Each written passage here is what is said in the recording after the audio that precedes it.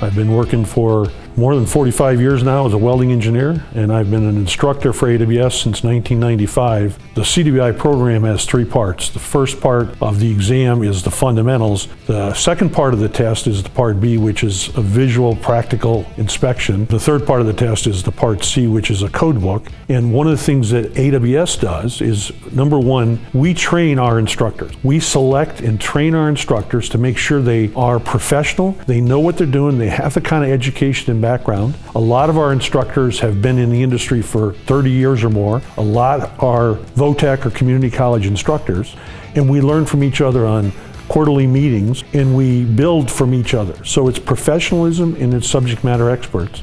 And I know specifically when I teach, I tell the students 2 things. We're here to prepare you to take and pass the CWI exam, and number 2, to learn new information, to make you a better certified welding inspector or a better person in welding. Because I'm a welding engineer for Bechtel. We have 50,000 employees. We hire certified welding inspectors all the time. I want to hire people I know what they're doing and can hit the floor running. I'm a strong proponent for taking a seminar before you take the test.